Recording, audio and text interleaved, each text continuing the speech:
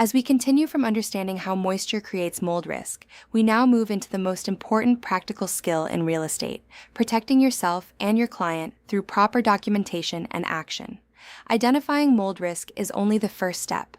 What truly matters is how you respond, document, and communicate those risks throughout the transaction. This is where agents either reduce liability or unknowingly create it.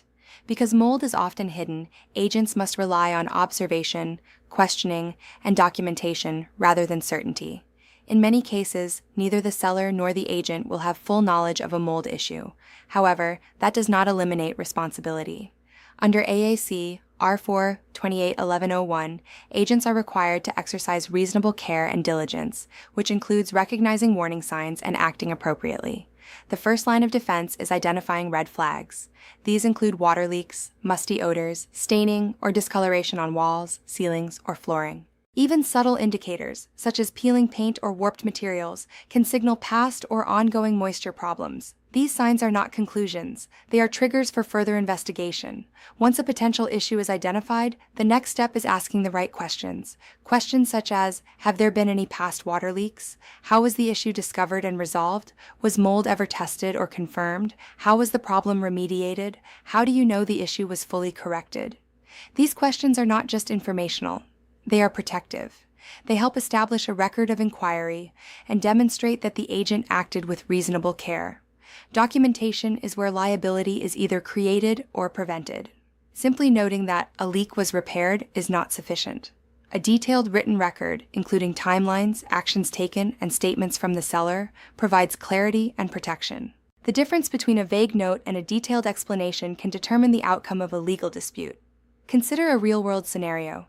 A seller discloses that a water heater leaked several years ago but states that it has been fixed. A buyer chooses not to conduct a mold inspection. The agent documents the seller's statement, the lack of testing, and the buyer's decision to decline further inspection, having the buyer sign and acknowledge this information. This documentation becomes critical if mold is later discovered, demonstrating that the agent fulfilled their duty and advised appropriately. Another critical component of protecting your interests is recommending qualified professionals. Not all inspectors are equally qualified to assess mold conditions. Agents should encourage buyers to work with inspectors who have relevant certifications, insurance coverage, and professional affiliations. This aligns with ADRI expectations and the duty to recommend expert assistance when matters fall outside the agent's expertise. Examples of qualifications to look for include errors and omissions insurance specific to mold, certifications such as Council Certified Microbial Consultant, and affiliations with organizations like the American Board of Industrial Hygiene or the American Indoor Air Quality Council. These credentials help ensure that inspections are performed accurately and defensively. Recommending unqualified inspectors can expose agents to liability if issues are missed. It is equally important to understand who pays for what in mold-related situations. Typically, the buyer pays for the initial mold inspection. If mold is discovered and the buyer wishes to proceed, the seller is generally responsible for remediation. However, agents must avoid the temptation to help negotiate shortcuts or cheaper solutions that may not fully resolve the issue. This can create long-term liability if the problem reappears after closing.